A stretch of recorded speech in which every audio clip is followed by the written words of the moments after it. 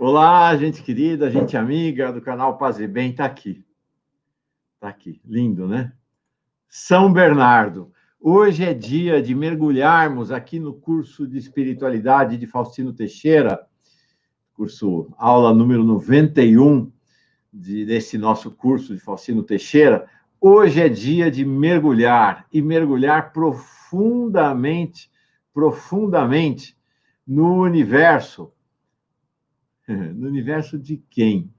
No universo do velho Graça, Graciliano Ramos. Graciliano Ramos, um dos principais nomes da literatura brasileira. Eu acho que Graciliano é o maior. Graciliano realmente é o maior, talvez comparável ao Machado de Assis. E como sou jornalista, Graciliano tem um aspecto muito importante para mim, porque Graciliano dizia o seguinte: escrever é a arte de cortar. Cortar, cortar, cortar, cortar. É típico, é o sertanejo, seco, árido, essencial. Então, hoje nós vamos mergulhar em Graciliano Ramos, não na sua obra literária, mas naquilo que se tornou num filme referencial na história do cinema brasileiro. O filme São Bernardo, de 1972. Quem vai conversar com a gente? Ele, claro, Faustino Teixeira, e junto com ele, quem vem conduzir, quem vem fazer o fio que amarra esse nosso diálogo, quem vai nos conduzir nessa viagem rumo a Viçosa, lá no interior das Alagoas, é o médico Ângelo Atala. Oi, Faustino, tudo bem? Salve! Eu estou vendo aqui que o nosso Ângelo caiu. Deixa eu ver ele aqui, o que aconteceu com a ligação dele. Estava ótima. Deixa me ver.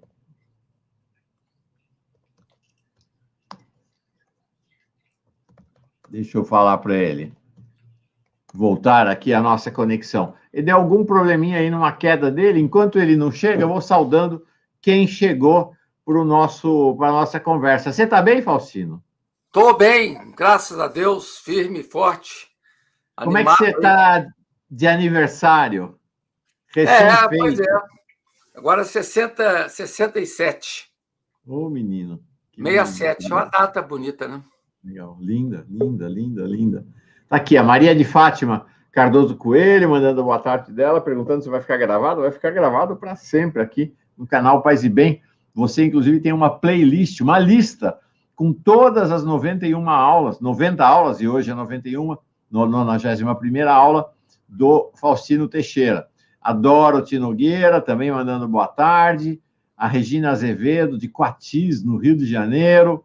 Quem é que está aqui também? A Maria das Dores Carvalho. Faustino, vamos ouvir você. Um abraço a partir do Centro Loyola de Fé, Cultura e Espiritualidade, lá de Goiânia. A gente vai saindo do Rio para o centro do país e agora lá para o sul, Aparecida Menezes, de Londrina, Regina Parenza, Rogério Zay acompanha o Faustino sempre nos cursos, o Fernando Antônio de Rezende, agora indo lá para Brasília, José Luiz Almeida, São Vicente, litoral de São Paulo, muito bem chegado, Márcio Osmar, da Diocese de Floresta, fomos para o Nordeste agora. Aqui a Aparecida Menezes mandando parabéns para o Faustino. Vamos para o Sul de novo, com a Carolina Mitrovic Martins e a Flávia Petrosino, de Juiz de Fora, vizinha do Faustino Teixeira e do Ângelo Atala. O Pessoa, de Campo Grande, e mais a Flávia dando parabéns para o nosso Faustino Teixeira. Está aqui o Ângelo, chegou de volta. Oi, Ângelo, tudo bem? Oi, pessoal, boa tarde, noite, né? Já hoje está anoitecendo muito cedo, 5h20 vai anoitecer. Prazer estar aqui com vocês, é mais uma viagem, mais uma experiência muito apaixonante e que deixa a gente com aquele frio na barriga, porque falar de Graciliano Ramos, falar de monstro do cinema como Leon Ishman, falar de monstros como Otton Brasser, Gabriel Ribeiro, realmente é uma responsabilidade muito grande. E tudo que a gente falar, eu acho que vai ser pouco. Então, vamos lá. Esse filme é muito bonito, por sinal, né? Lindo esse cartaz. É uma coisa muito impressionante. É isso aí. Vamos mergulhar nesse São Bernardo de 1972. Ele é o Hirschman. É isso, Faustino. Como é que vamos? Começa o Ângelo. Posso Então, começar? Bom, você já falou algumas coisas sobre o filme, que foi feito lá em Viçosa, né, no interior das Alagoas. E, na verdade, o filme tem uma série de peculiaridades interessantes, muitas histórias bacaninhas para contar, e de como que, às vezes, a diversidade técnica cria uma obra-prima. Nós vamos, durante o nosso bate-papo aqui, vocês vão ver que muito do que é belíssimo no filme, que é primo no filme, que ficou para a história da dramaturgia e da cinematografia brasileira, na verdade, aconteceu pela dificuldade técnica que os realizadores tinham. Então, a começar, uma coisa que é muito controversa é de que ano que é o filme, né? Na verdade, São Bernardo foi filmado em 71. Ele era uma obsessão do Leon Hirschman de filmar Graciliano, e ele tinha Vidas Secas como o grande mentor dele em termos de filmar Graciliano no cinema. Ele até falava que ele queria fazer São Bernardo o Vidas Secas a cores, né? Que, na verdade, Graciliano nos deu os dois, seus romances nos deram dois dos maiores filmes do cinema brasileiro, foi Vidas Secas e São Bernardo, né? O filme, então, teve muita dificuldade. O Leon Hirschman tinha uma produtora chamada Saga, e ele estava enfrentando uma dificuldade financeira muito grande, tendo em vista não só o prejuízo que ele teve com a filmagem do Garota de Ipanema, como também, que foi o filme anterior, em 67, como também de uma grande perseguição que o regime militar fazia a ele, porque, sendo um cara cinemanovista e de classe média, da classe média carioca, da Zona Sul carioca, Hirschman tinha uma sensibilidade social impressionante, e ele tinha também uma sólida formação marxista.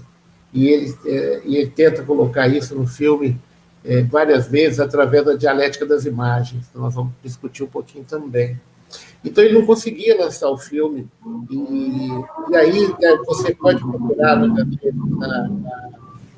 você pode procurar você pode procurar muitas vezes nas enciclopédias da internet. Você vai ver que uma hora aparece o filme de 71, outra hora que é 72, outra hora 73, outras vezes até 74. Mas, na verdade, o filme é de 71 e foi lançado no final de 73. Teve um lance aí com o Caetano Veloso, que a gente vai falar um pouquinho, que aconteceu em 72. Então, assim, já começa interessante, já começa com esses mitos sobre o filme, e Leon Hirschman, na verdade, ele quer fazer com São Bernardo, ele vê em São Bernardo um drama psicológico, que é uma coisa que interessava ele muito, mas é um drama psicológico debaixo de um forte cunho social. O drama psicológico para Hirschman é indissociável do social. A gente vê isso, ele já tinha tido uma experiência na primeira adaptação de Nelson Rodrigues para o cinema, foi dele, que foi A Falecida, e também foi o filme de estreia de Fernanda Montenegro, que é um filme também forte cunho social, e também outro filme que ele nos brindou já pouco antes de sua morte, que foi Eles Não Usam Black Tie, com o Jean Francisco Guarnieri e a própria Fernanda Montenegro, também, que é um filme brilhante e que os três acabam se completando dentro disso. Então, o interesse do Hirschman era fazer um filme que mostrasse a evolução ou a involução psicológica de um personagem, mas tendo como pano de fundo, ou tendo como o colchão para sustentar a barra psicológica do personagem Paulo Honório, um apoio, todo um apoio social com as suas ideias materialistas e o seu apego ao dinheiro. Não é nada que motiva Paulo Honório a contar a história, e isso está no início do trabalho, é quando Paulo está sozinho, sentado frente a uma mesa, e ele resolve escrever as memórias. E, no começo, ele tenta fazer com que cada pessoa faça uma coisa, uma revisão do português, o outro elabore as sentenças, e o outro elabore as sequências, mas que, no fim, ele acaba ficando com tudo. Quer dizer, ele tenta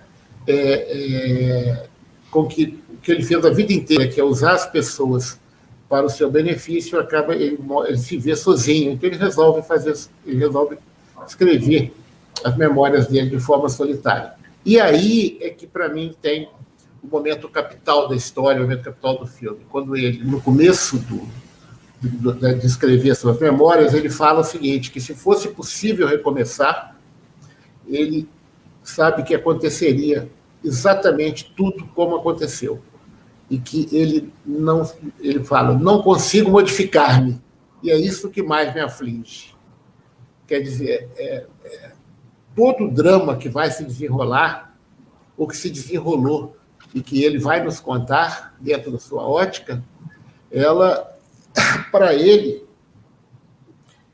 não serviu como um aprendizado para ele se tornar um ser humano mais qualificado. Mas, pior ainda, ele, ao final, ele se vê como um monstro, que ele fala de mãos grandes, de unhas grandes, de uma boca enorme, totalmente deformado, uma grande deformação psicológica, mas na qual ele não consegue se livrar. Essa história ela é extremamente assustadora, porque Graciliano Ramos teve o cuidado de secar a estrutura do ser humano, como poucos romances eu já consegui ler. O personagem ele vai se deformando, é um personagem em formação desde o início do filme. Ele começa contando um pouco a sua história de infância, o seu primeiro assassinato, de como ele vai explorando as pessoas, de como ele vai adquirindo bens e propriedades através de atos ilícitos, e vai tendo uma formação negativa que gera a tragédia do filme, que gera o desfecho final. E essa formação negativa, essa tragédia, ele tem consciência de que não o mudou.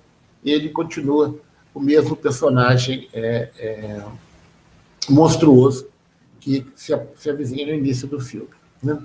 Bom, então, é importante lembrar que Graciliano fez comparar os dois contextos da história, né? Graciliano fez São Bernardo em 1934, embora a história se passe um pouco antes da Revolução de 30. Tanto a gente vê isso com clareza, porque os créditos iniciais é uma nota de R$5.000. A gente vê uma nota de R$5.000 que pontua basicamente toda a vida do Paulo Honório, do personagem, que é o dinheiro, que é a matéria. E em 1934 já havia acontecido a Revolução Constitucionalista, e Graciliano tinha uma percepção clara de que estava se implantando um regime fascista nesse país, apoiado pelas elites. E essas elites são muito bem retratadas no romance. Em 71, Leon Hirschman estava numa situação semelhante. O AI-5 acabava de ser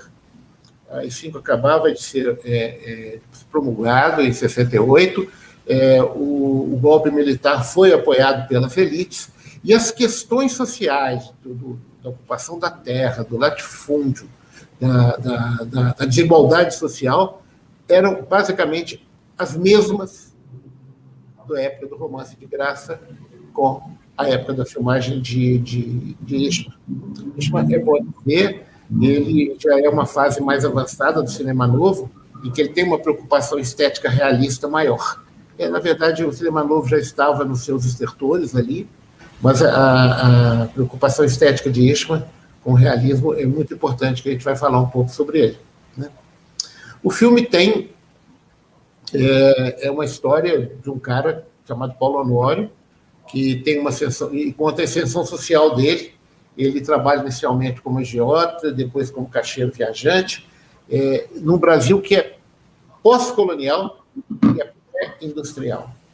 E isso faz com que ele tenha oportunidades ilícitas e se torne, principalmente, conseguindo bons negócios sobre famílias falidas e pessoas endividadas, e ele se torna um homem muito rico, muito proeminente, ligado à política local de Alagoas, junto ao governador, mas principalmente com uma certeza absoluta que havia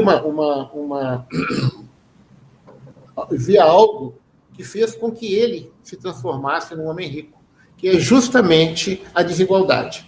E para manter a desigualdade, ele humilha, ele escraviza, ele ofende as pessoas, ele espanca as pessoas, ele mantém toda uma estrutura em volta dele, debaixo do seu domínio.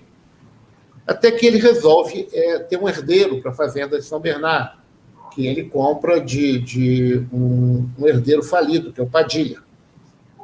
Ele resolve ter um herdeiro e, para isso, ele contrata um casamento com uma professora, a Madalena, que é Isabel Ribeiro, e, então, a partir daí, a ruína psicológica dele começa quando ele vê que a estrutura social no qual ele se ampara não é suficiente para que ele tenha o domínio tanto sobre as pessoas em volta quanto sobre ele, né? Para que o Leon Eichmann tenha feito esse drama com esse forte componente social, ele teve muita sorte quando ele consegue 2 atores de grande quilate. Otton Bastos, que faz o Paulo Honório, um personagem que vai do nada até o máximo e depois decai, não financeiramente, mas ele assume a sua monstruosidade, que já existe desde o início do romance, que já existe desde o início do filme. Nós o vemos como um monstro, e nisso o Eastman foi muito feliz. O filme é todo narrado pelo personagem, mas sempre narrado de uma forma que não é permitido ao espectador ter empatia com ele, nem ele ter empatia com o espectador. Ele não se relaciona conosco, ele conta a sua versão, e as imagens vão mostrando exatamente o que existe de diferente entre o que ele fala e o que acontece, o sofrimento imposto. E com isso, esse personagem que o Otton Bastos constrói, um personagem que vai para uma aventura psicológica, no qual ele vai se conhecendo, e o que ele acaba descobrindo quem ele é, o monstro que ele é, alicerçado numa monstruosidade social que ele alimenta e que ele não permite que seja mudado, e isso também é a ruína da Madalena.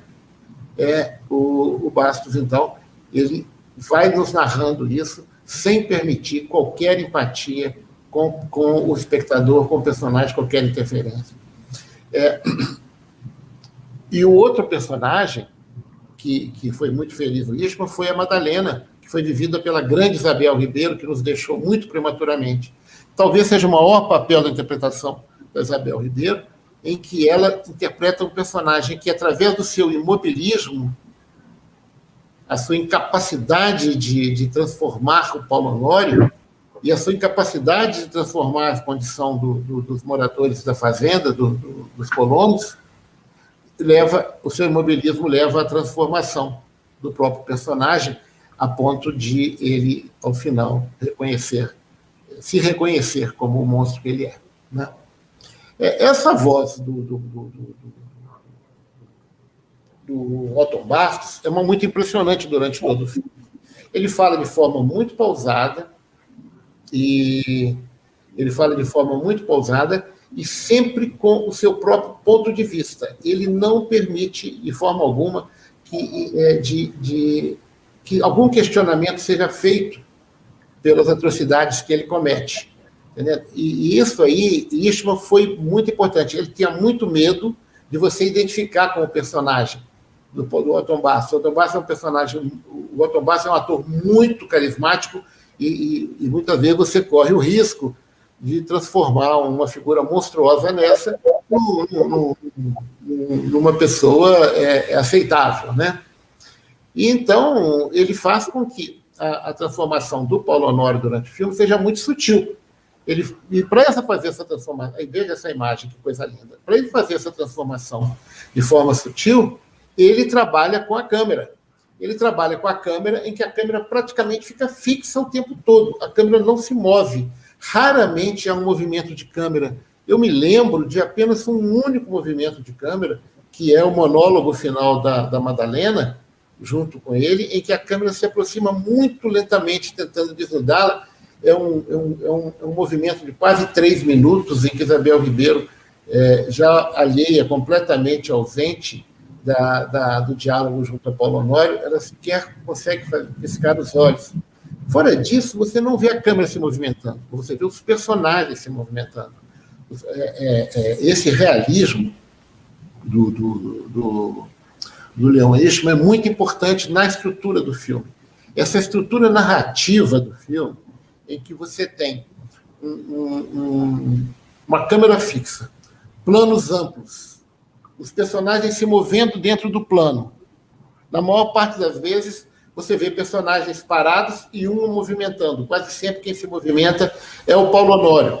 Paulo Honório vai de uma voz extremamente doce até o grito e a ofensa e depois retorna, sem que os personagens se movimentem, faz com que nós, espectadores, também vamos nos sentir vítimas do Paulo Honório.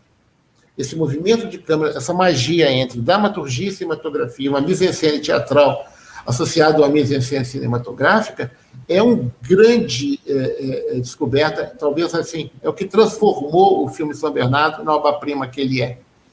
Os planos são sempre muito longos, de 3, 4 minutos, e os personagens eles se movem com muita perfeição dentro dos planos. A gente sabe que o Isham tinha muito pouco filme, ele conseguiu muito pouco negativo para fazer o filme, então eles ensaiavam cada plano 5, 6 horas o dia inteiro para que filmasse apenas uma vez, pois havia uma grande preocupação de se perder filme.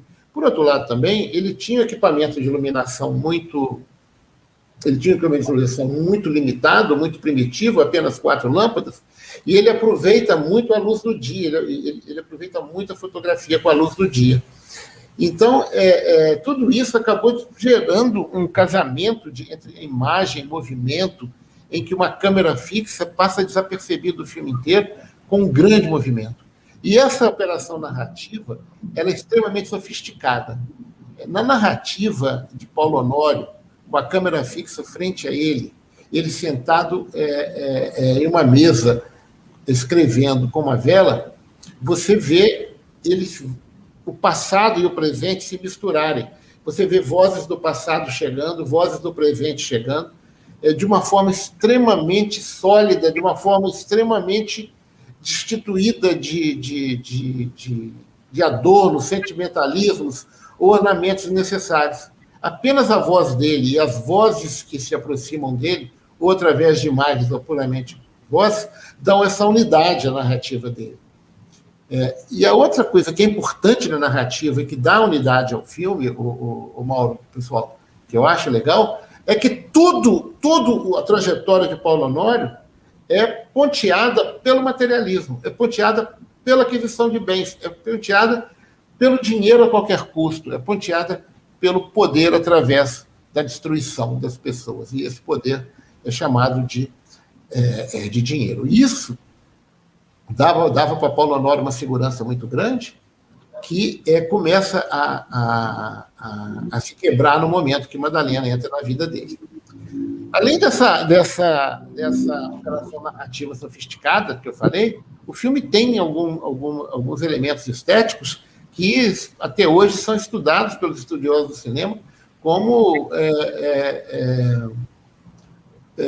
extremamente modernos, extremamente importantes, né? O primeiro é essa poesia que ele constrói, daqueles planos longos, muito estáticos, em que os personagens se movem dentro do quadro de uma forma muito de acordo com o diálogo que está sendo realizado. Esses planos estáticos, algumas vezes você vê um movimento de câmera, mas é muito difícil. A maior parte das vezes a câmera está parada, os personagens se movem e nos dão a ilusão de que é a câmera que se move. Isso é muito bem. A gente vê o filme 1, 2, 3 vezes e essa percepção é muito clara.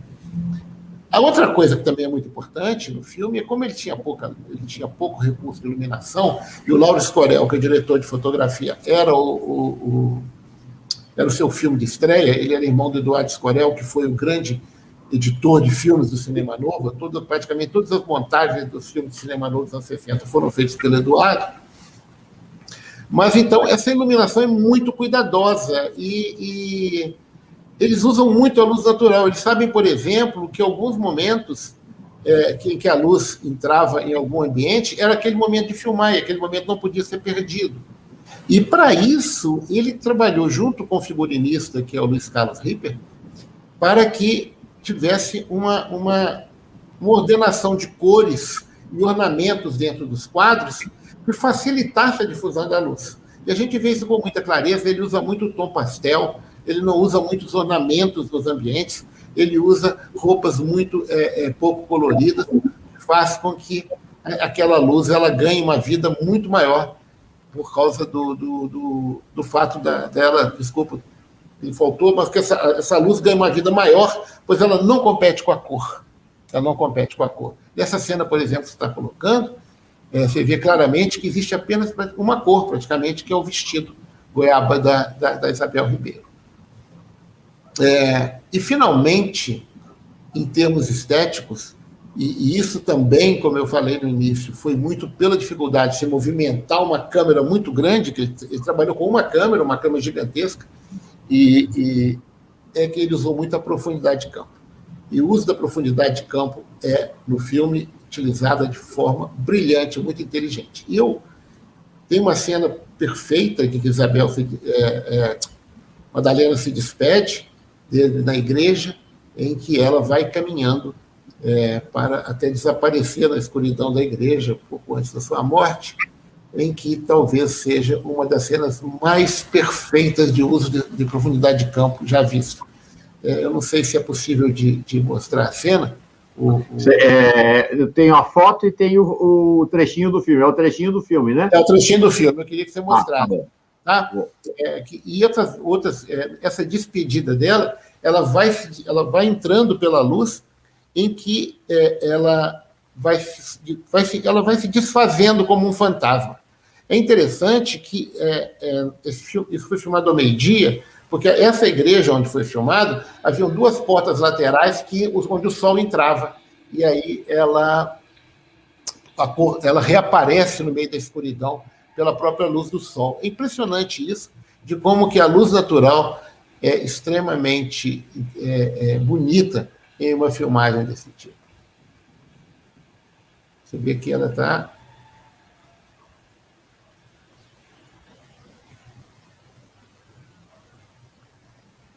E ela reaparece aí, né? Ela reaparece entre as duas portas abertas.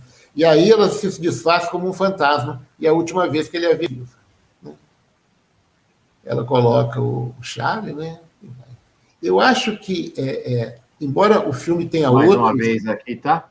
Essa saída dela, né? Ela mergulha na escuridão e lá na frente sai novamente. É lindo, né? É lindo mesmo.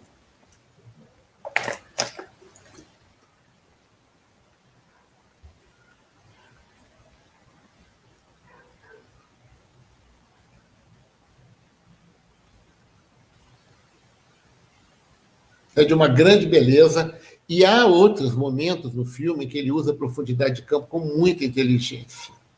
Vejam bem, olha que bonito. Ela desaparece completamente na escuridão e ele nunca mais a vê. Ele, que é um materialista e que a acusava, ela está destruindo o mundo dele, querendo com que os colonos aprendam a ler, com que eles entendam a questão da posse da terra, a questão do latifúndio, a questão do filme inteiro eles discutem a questão do salário e da exploração do trabalho. Ele começa a perceber que ele está perdendo o controle sobre São Bernardo. Ele entra num aspecto paranoico absurdo, e ele então começa a culpá-la pelo fato dela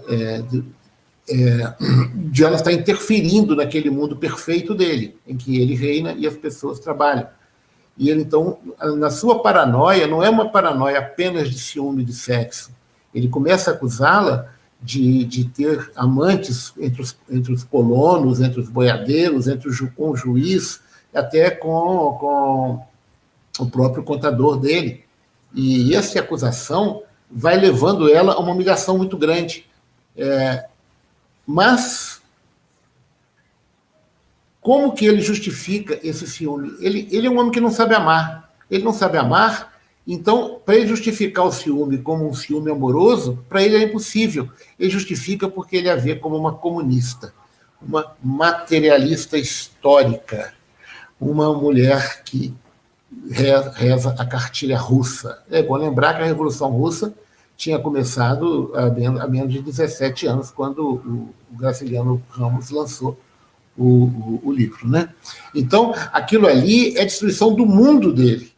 Não passa por Paulo Honório, no filme, quando, às vezes que ele olha ela de longe, de soslaio, e aí, uma das poucas vezes que tem close, o Faustino se referiu a close, eu contei apenas 9 close-ups no filme, e isso mantém o tempo todo o espectador preso ao movimento dos personagens e dá muito pouca oportunidade de você fazer um contracampo com o ator, apenas 8 ou 9 closes que eu contei, e ele, nesse momento, o close sobre ele, em que ele vai fazendo o pensamento de que ela é uma comunista que vai levar à destruição do sonho dele de São Bernardo, a tragédia se torna inevitável e a ruína dela se torna irreversível.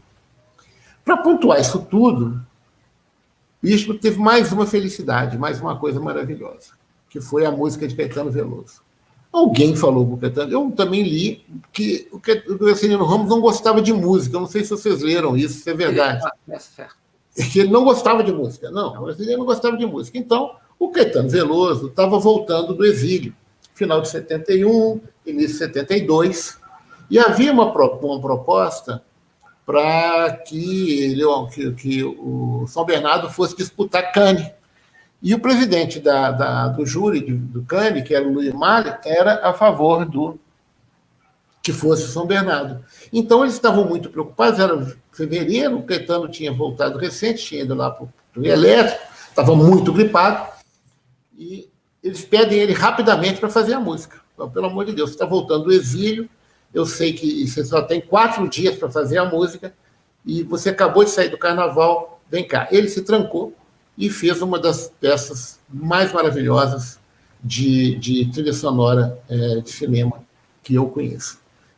Ele faz um canto chorado, como se fosse um canto de uma carpideira, às vezes só com a voz dele, às vezes com mais vozes dele ou de outros carpideiros, que, na maior parte das vezes, em 90% das vezes, pontua os discursos de Paulo Honório. Quase sempre a música aparece como um choro sobre as conclusões de Paulo Honório, sobre as pessoas, sobre a vida, sobre o materialismo e sobre a mulher. Caetano conseguiu oferecer para a gente um material mínimo, mas que tem enorme grandeza, uma música soberba, e que foi super importante para o Eduardo Escorel fazer a montagem da história. Bom, inicialmente, sobre a fotografia, a gente já falou um pouco, e sobre Eastman também. Então, assim, eu gostei, já estamos assim, um pouco adiantado, eu queria que a gente então começasse a discutir um pouco sobre essa dialética que o filme traz, o imobilismo de Madalena versus a transformação de Paulo Honório. Vou mostrar 2 imagens aqui, Ângelo, que você me mandou, que é exatamente essa aqui, são eles ali, né, com ele dirigindo o Otton Bastos, que é bem bonito, né? Isso. Bem bonita essa imagem, né, dele dirigindo o Otton Bastos, e dá para ver que ali é a luz do dia mesmo, né, apesar de ser PP, essa foto. E esta outra que você me mandou, que eu achei realmente muito bonita mesmo, desse olhar não para o filme, né, o olhar para a feitura do filme. Deixa eu pegar aqui. Tá aqui. É isso aqui, essa aqui. Linda imagem, linda foto. Essa foto, você vê o Lauro Escorel, bem jovem ainda, que é o fotógrafo, o Eastman, e o tamanho da câmera que eles trabalharam, né? Era muito difícil trabalhar com uma câmera dessa, para nós que estamos acostumados hoje a ver câmeras menores e com maior mobilidade, né? Essa foto é muito bonita, eu acho muito legal. E era uma coisa do cinema novo, do cinema do neorrealismo, né? Que aí já era um cinema mais realista, em que você vai para uma cidade, recruta a população local, trabalha com artistas daquele lugar, com pessoas daquele lugar. O próprio Caetano usou músicos dali, e eu acho isso muito bonito. É uma pena que isso se perdeu, mas nós vamos falar mais um pouco sobre isso. Então, antes de eu começar, antes de eu terminar, Eu só queria falar isso, que o Eastman tenta fazer, então, uma história de dialética sobre São Bernardo. O imobilismo de Madalena, que não consegue fazer com que haja uma transformação social, na verdade, é dialético com a transformação psicológica de Paulo Honório. E a transformação material que Paulo Honório faz na fazenda de São Bernardo, que sai de uma casebre em ruínas para grande Casa Grande, não leva ele também a um imobilismo psicológico em que o personagem dele não consegue evoluir. Destruição e morte é o que gera essa equação. E eu acho que a dignidade humana é que está envolvida nisso, e Graciliano Ramos realmente foi, como você falou, talvez o maior, concordo com você. E Eastman também, para mim, foi o maior deles. Assim, talvez, junto com o Nelson Pereira dos Santos, foram os dois maiores do cinema novo. Morreu precocemente, aos 50 anos, ele tomou uma transfusão de sangue numa cirurgia que ele fez, e infelizmente o sangue estava contaminado pelo vírus do HIV, e ele faleceu um ano depois.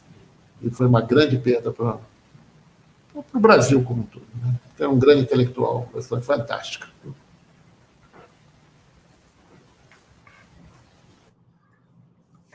Vamos lá? Vamos lá, Faustino. Você? Bom, eu queria antes dizer que... Faustino? Eu queria dizer que eu estudei mais o livro, né? Deu uma congelada aqui no Ângelo. Será que ele está nos ouvindo? Está nos ouvindo, Ângelo? Não. Congelou a imagem do Ângelo. Acho que caiu a transmissão dele. Não, caiu de vocês, né? A minha ficou inteira. Uhum. Deixa eu ver. Agora tá bom. Voltou. Vamos lá. Eu trabalhei muito o livro. Esse livro marcou a minha vida. Eu lembro que um dos artigos que eu fiz sobre saúde na minha vida, um dos artigos antigos, começa com São Bernardo, com Graciliano Ramos, e é um livro que marcou minha juventude. Depois eu vi o filme e tenho até duas edições do São Bernardo, como pretendo trabalhar no IHU o ano que vem, o Graciliano Ramos, né, com alguns dos seus romances. Né? E me ajudou muito. 2 livros que eu li essa semana. Um, do Antônio Cândido, Ficção e Confissão, editora 34. São os ensaios sobre Graciliano Ramos, e um sobre São Bernardo. E o outro, que é muito curioso de encontrar, que é muito difícil, o Luiz Costa Lima, que foi professor de literatura na PUC do Rio, porque literatura tem também um capítulo sobre o São Bernardo. Né? Então, o filme foi lançado quase 40 anos depois da publicação do romance, né? 34. O romance ele é escrito antes da consolidação das leis de trabalho, criado em 43, portanto, o momento da produção do filme, as discussões sobre as más condições de trabalho são ainda tidas como incompletas e subversivas. Então, é um filme, como o Ângelo colocou muito bem, é um filme a estética é muito realista, como acontece com Vidas Secas também, da Nelson Pereira dos Santos. Ô, Faustino, eu posso interromper só um minuto, só porque eu estou vendo ali das mensagens da Ana Prado, ela pede para colocar um pedacinho da música do Caetano.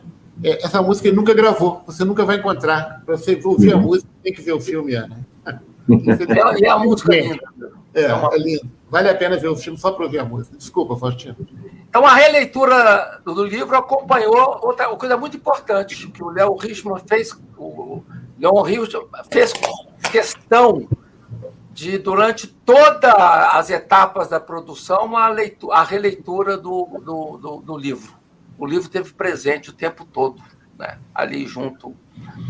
Uma das análises mais pertinentes, para mim, o Antônio Cândido é o grande homem da literatura no Brasil. Para Guimarães Rosa, para Cecília Meirelles, para Graciliano Ramos. Eu sou um apaixonado por Antônio Cândido, né? Assim, e tem uma tristeza enorme de não ter conhecido pessoalmente, né? Talvez uma das carências grandes. Então, a visão que ele tem, a forma como ele capta, né? Essa ideia, bonita essa ideia que ele vai trabalhar, né? De que é um livro curto, direto e bruto.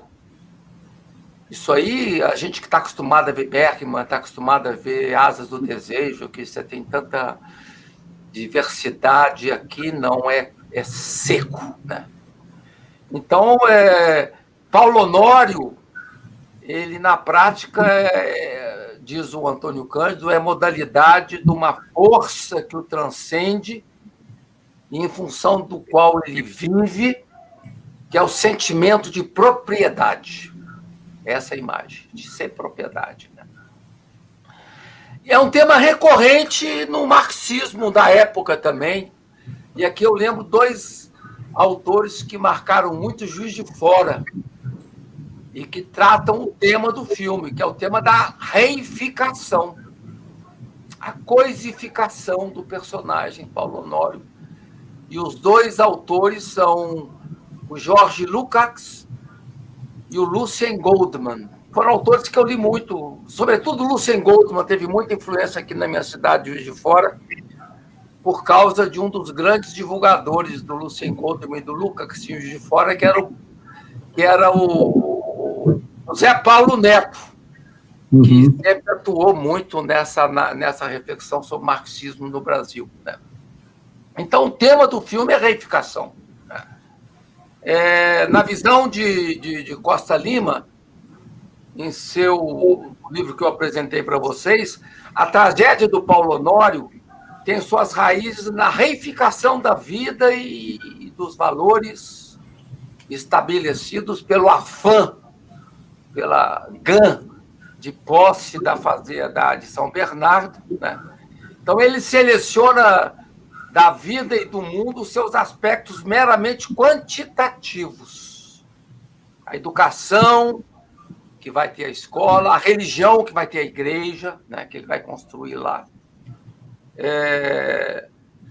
E as criaturas servem e são aceitas pelo proprietário Paulo Honório, conquanto não pretendam ser mais que instrumentos de lucro e de defesa da propriedade. Né?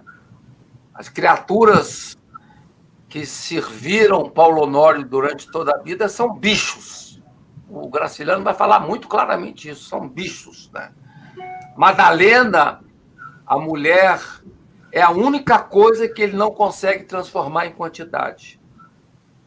E será o mundo quantificado que o esmagará, na verdade. O próximo lhe interessa, ou interessa a Paulo Honório, na medida em que está ligado aos seus negócios. Segue sempre um ritmo utilitarista. Como diz o personagem do livro, fiz coisas boas que me trouxeram um prejuízo e fiz coisas ruins que me deram lucro. Isso aqui eu acho ótima, essa frase. Na opinião dos caboclos, essa também é ótima, que me servem, todo caminho dá na venda. Todo caminho dá na venda. Seu casamento também era um negócio. Diz ele, não me ocupo com amores. Devem ter notado, e sempre me pareceu que mulher é um bicho esquisito, difícil de governar. O que sentia era o desejo de preparar um herdeiro para as terras de São Bernardo. Ele nunca amou assim. Depois ele até teve uma aproximação, mas Madalena foi sempre muito distante. Né? Não estava preparado para o casamento, para tanto ele precisaria... Eu acho que isso é uma coisa interessante que você fala, porque eles têm um filho, né? E o filho... Ele não aparece. Não aparece em momento algum, ele é colocado no filme, nem no romance também. O filho não tem qualquer importância na vida de Paulo Honório. Ele é o herdeiro de São Bernardo, ele não é o filho de Paulo Honório. E isso mostra muita desumanidade progressiva dele. Mesmo quando Madalena morre e a criança fica, ele não tem mais qualquer contato com ela. Ele é uma figura totalmente desumanizada, realmente. Então, ele teria que ter uma reeducação afetiva, não teve. Os choques com Madalena vão logo aparecer. Paulo Honório foi tomado de horror com a fraternidade de Madalena. Eu acho isso bonito, né? Quer dizer, ele foi tomado de horror com a fraternidade da Madalena, o sentimento incompreensível de participar da vida dos desvalidos. O tempo todo Madalena está ao lado, quando aquele cara é espancado e ela está do outro lado do riacho, e a discussão entre os dois é muito forte, né? E Paulo Honório, então, vai ser tomado por um ciúme violento, né? Que provém do choque entre a sua reificação e o projeto de humanidade que alguém que dorme ao seu lado tem a ousadia de sustentar. Então, eu vejo que o Otto Bastos, no filme que está brilhante, o ciúme dele é muito mais no sentido do ciúme da competição material que a Madalena pode fazer com ele, do que um ciúme em relação a ela ter realmente algum parceiro, embora ele finja para ela que seja isso. Por isso, assim, eu queria até recomendar a quem está vendo que o grande momento do filme é o último monólogo dela, antes dela partir na igreja, em que ela começa a contar de como ela estudava e de que os dedos até ficavam doídos de tanto que ela escrevia em letra miúda para não gastar papel, de como ela queria chegar a ser alguém e como, naquele momento, a destruição psicológica que é feita sobre ela, ou a violência psicológica, ela descobre que ela jamais vai chegar. Ela jamais vai ser o que ela sonhou quando ela era menina. E aí o mundo dela termina. Então, eu acho que, apesar do filme estar muito calcado no ciúme, na verdade, o ciúme dele é absolutamente material, não é um ciúme sentimental. Então, ou seja, o ciúme vem desse choque, da reificação das coisas através de Paulo Honório e o projeto de humanidade de Madalena, que dorme ao lado dele. Então, ela acuada, brutalizada, ela suicida, né? Depois ele se arrepende e ele diz, né, que eu estou citando o livro: julgo que me desnorteei numa errada, estraguei minha vida estupidamente. Madalena entrou aqui cheia de bons sentimentos e bons propósitos. Os sentimentos e os propósitos esbarraram com a minha brutalidade e o meu egoísmo. Então, ao vencer, a vida ficou, de certo modo, vencido por ela. Ao vencer a vida, o Paulo Honório ficou vencido por ela, pois, ao lhe imprimir a sua marca, ele inabilitou para aventuras da afetividade e do lazer. Aliás, a questão da natureza também é muito interessante no filme. Não aparece a natureza, não há descrição de natureza. Ao contrário de Guimarães Rosa, totalmente é um filme que não aparece a natureza, não tem lugar, né, em nenhum momento no filme, né? Então, a maneira de viver do Paulo Honório condiciona o seu modo de pensar. O único momento que a natureza aparece, eu acho que muito simbólico, no momento em que ela está com ele na varanda, no dia do casamento, os dois estão vestidos de branco, e aparece um plano muito bonito em que ela está no meio de um campo de algodão, andando de branco por aquele campo de algodão. Ali é a transformação entre aquela vida calma que o Paulo Honório tinha e uma nova vida que vai começar. Mas é uma transformação muito sutil. Ele vai perceber isso de forma muito tardiamente, de forma muito equivocada. Mas essa cena dela no algodão, ela realmente é a única cena de natureza que tem no filme. No algodão, não. Vidas secas, né? Vidas secas também não de algodão, né? Então, para concluindo aqui a reflexão, quer dizer, eu acho que a expressão que o Antônio Cândido usa, que eu acho muito bonita, ele fala: há fissuras de sensibilidade que a vida não conseguiu tapar. E por elas penetra uma ternura engasgada e insuficiente, incompatível com a dureza em que se encoraçou. A parte mais bonita do livro e a parte mais bonita do filme são os 10 minutos finais. Até a Teita, minha esposa, não tinha visto o filme. Eu falei, vê os 10 minutos finais.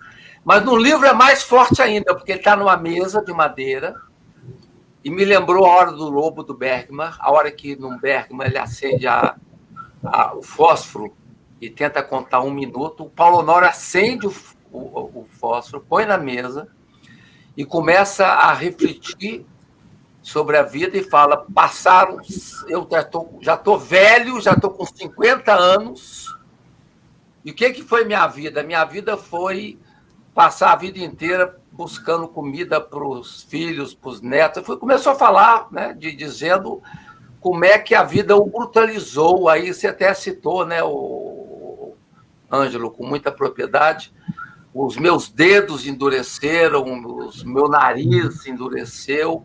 Aí ele fala, eu não ouço, não consigo ouvir sequer o choro do meu filho, porque uma carcaça grossa circundou meu coração e não é mais qualquer sensibilidade que toca o meu sentimento. Então, são os 10 minutos mais impressionantes que eu já vi na literatura e no cinema, porque está na mesa. E o Otton Bastos não podia ter sido outro autor, né? Ele vai rememorando. Naquele tempo, eu fico impressionado que eu que estou com 67 anos, 50 anos naquele tempo era velho, né? Ele estava com 50 anos. Eu falo, o que valeu essa minha vida de 50 anos? Não valeu. Eu não consigo mais, e não consigo mais mudar. Não consigo mais me transformar, não é mais porque meu coração se reificou, né? E não é mais qualquer arranhão que toca a minha sensibilidade. Então, é um filme impressionante, um dos melhores exemplos de entender como é que uma pessoa se torna monstro. É isso que você colocou bem. Você usou o termo monstro, né? Que é uma expressão típica do que a gente chamaria de reificação. Eu acho que eu queria só voltar a alertar. O Leon Hirschman teve muito cuidado porque a gente não se apiedasse de Paulo Honório. Não se apiede de Paulo Honório. Paulo Honório, embora ele passe o tempo todo fazendo algumas meia-culpas, algumas confissões, se colocando como essa pessoa monstruosa, ele é um monstro. E ele já fala no início, eu sei, tudo acontecerá novamente, pois não consigo mudar. E é isso que me aflige. Bom, o filme ganhou tudo que disputou em 72. Ele ganhou Gramado, ganhou Coruja de Ouro, ganhou Air France, ganhou a Margarida de Prata da CNBB. Tudo praticamente que ele disputou, ele ganhou melhor filme, melhor diretor, melhor ator. E é interessante que fazia parte do júri da Margarida de Prata, a Maria Clara Bingmer. Não sei se nesse tempo, mas ela foi jurada da Margarida de Prata por muito tempo. Já tem 50 anos isso, mas de qualquer cuidado. Mas ela já está com 70, Maria Clara. Aqui, de qualquer maneira, quando a gente fala hoje do filme, eu acho que é um filme para as novas gerações de brasileiros verem. Ele fala de dignidade humana, fala de questões de terra, fala de arte, fala de fotografia, fala de equipe que faz um trabalho lindo. E ele é um clássico, ele tem que ser visto pelas novas gerações para elas entenderem o nosso país. E ele, com esse cuidado, ele é um drama psicológico, mas debaixo de uma tensão social enorme, uma forte tensão social, que o tempo todo ferve debaixo da terra de São Bernardo, que ferve entre os atores. Então, portanto, essa direção do Hirschman ela é brilhante no sentido de conseguir fazer com que ele distancie o fantasma. O personagem do Otton Bastos é tão perfeito que não há como você não simpatizar com ele. Mas não, a gente consegue sair do filme sem qualquer empatia. Isso é belíssimo. Sim, eu queria primeiro colocar uma pergunta da Lucimar Brasil para vocês dois, aí depois faço um brevíssimo comentário. Ela diz a seguinte: por que vocês acham que Madalena... Deixa eu botar na tela até. Por que vocês acham que Madalena se casou com um homem desses? Ela também buscava ascensão social, de certo modo, como ele. Talvez tenha mesmo escolhido um péssimo parceiro para esse objetivo, pergunta ela. O que vocês acham? Vai, Ângelo. Primeiro, eu acho assim, que ela fala no monólogo final da ambição dela. Ela era uma materialista dialética, ela era uma marxista. Ela viu ali uma oportunidade dela fazer uma transformação social. E ela fala isso, ela estudava muito. Ela sabia que a ascensão viria do estudo, do conhecimento. Quando ele lhe faz a proposta, e ele dá a ela uma semana para escolher, Lucimar. Ela vira, não, vou esperar pelo menos um ano. Ele fala, negócio de um ano não presta. E ela, então, resolve ir com a tia para lá. Ela vai porque ela acha que ela vai conseguir vencer o imobilismo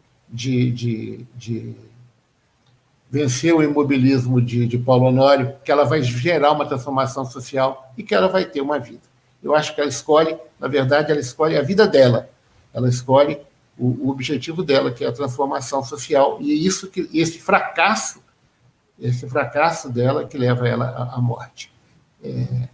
Tem um filme, eu estava relendo recentemente um trabalho sobre ele, comparando ele a São Bernardo, que é o Gaiath, Assim Caminha a Humanidade, um filme do George Stevens, com o Rock Hudson e a Elizabeth Taylor, que é mais ou menos semelhante. O Rock Hudson é dono de uma grande estância texana, e Elizabeth Taylor chega lá para casar com ele, só que diferente da Isabel Ribeiro, diferente da Madalena, ela consegue transformar todo o rancho texano, realmente com benefícios sociais ali para o pessoal. A Isabel, já a Madalena não consegue. E você, Faustino? Mauro? Eu acho bem que ela não teve uma escolha errada, ela não escolheu nada, ela foi imposta também. Mas ela realmente, ela é a figura mais linda do filme, ela, né? Impressionante Ela está lá para a gente se apaixonar por ela. É verdade. Vai, Mauro. Eu queria fazer duas pontuações sobre o velho Graça e o jovem Leon, e depois sobre essa questão da literatura e da filmografia. Interessante o seguinte: afastados por 40 anos entre a obra, o texto de Graciliano e o filme de Leon Hirschman, nós temos dois homens do Partido Comunista, do mesmo Partido Comunista. Tanto Graciliano quanto Hirschman, membros militantes do Partido Comunista Brasileiro. Isso me parece uma informação muito importante. Segunda informação, você tem o Graciliano escreve, então, em 1934, num momento ainda de enorme ascensão do sonho socialista comunista. Quando o Hirschman vai fazer esse filme, você já estava com os primeiros sinais da crise da utopia, por conta das revelações do stalinismo. Então, você tem Médici. Hã? E é o Médici também, já. E, ao mesmo tempo, duas, né? Ali uma preparação de uma ditadura, né? Que, como o Ângelo falou, o Graciliano vai perceber que estava vindo a ditadura, e em 72 já não uma preparação, a ditadura em pleno curso, né? Uma ditadura violentíssima em pleno curso. Agora, é interessante o seguinte, que Graciliano nunca foi um militante padrão do Partido Comunista. Então, ele sempre foi alguém de fora da máquina, sempre foi alguém que questionou a burocracia, é alguém que nunca se enquadrou. Isso vai fazer com que isso vai se refletir. Da mesma maneira, o Léo Hirschman depois. Porque vamos lembrar, em 72, 73, 74, o Partido Comunista, eu fui membro do Partido Comunista, era profundamente conservador do ponto de vista dos costumes. E Léo Hirschman vai compor com uma linha de jovens artistas libertários, então também com conflitos com a burocracia do Partido Comunista. E isso vai dar o quê? Acho que isso é muito interessante observar. A literatura de Graça e o filme de Hirschman não fazem concessões ao chamado realismo socialista. Isso, é muito bacana isso. Não fazem. Por quê? O que o Graciliano vai fazer e o Hirschman capta com perfeição? Ele, apesar de ser uma denúncia social, apesar de estar vinculado, então, a esse projeto do socialismo, o Hirschman também, ele não faz estandartização, ele não faz personagens chapados, ele mergulha na profundidade psicológica dos personagens. Então, se a gente compara, por exemplo, sem fazer nenhuma menção desairosa a ele, mas se você compara o Graciliano com o Jorge Amado, A diferença é da água para o vinho. O Jorge Amado fazia livros, né? O Jorge Amado também comunista, né? Da mesma contemporâneo do Graciliano. O Jorge Amado fazia livros, em determinado momento, que eram verdadeiros panfletos do Partido Comunista. O Graciliano nunca fez concessões à possibilidade do mergulho na psicologia dos personagens, e o mergulho na psicologia, na pessoalidade, na individualidade, sempre foi visto com muita desconfiança pelo Partido Comunista, né? Eles queriam lá o realismo socialista, aquela coisa mais estandartizada, né? Então, isso é muito interessante, porque ele vai, então, ele vai fazer uma coisa rara, né? Que é essa possibilidade, então, de juntar a questão social com a profunda individualidade, com a psicologia mais profunda. E quando o Graciliano fala que escrever é a arte de cortar, e está muito vinculada a essa coisa nordestina dele, seca, árida, não devemos nos iludir. Cortar para o Graciliano não era tirar.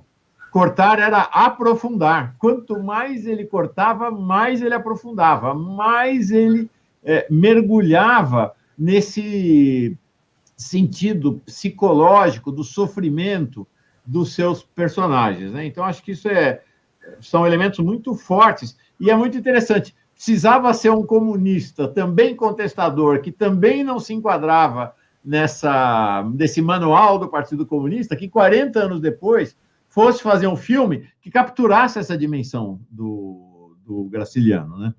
Se fosse um cineasta numa pegada mais de propaganda do Partido Comunista, teria feito um pastiche de São Bernardo, né? E Richman se correspondeu, Léon se correspondeu ao Graça, né?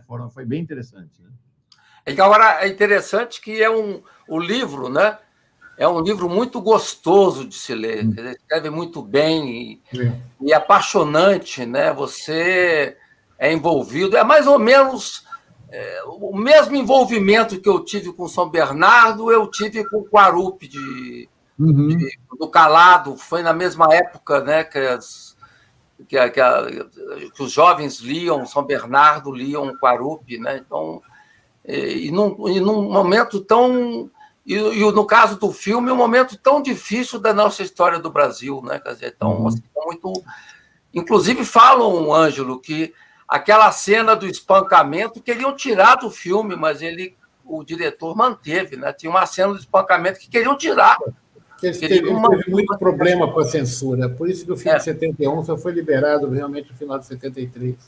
Eles queriam tirar várias cenas, ele não permitiu de forma alguma. É engraçado. O Mauro falou um negócio interessante. O Richman, ele, como todo oriundo do cinema novo, ele vem com a ideia do corte do Eisenstein, do cinema muito dinâmico, de muito corte, mas o Richman é mais Tarkovsky que Eisenstein, né?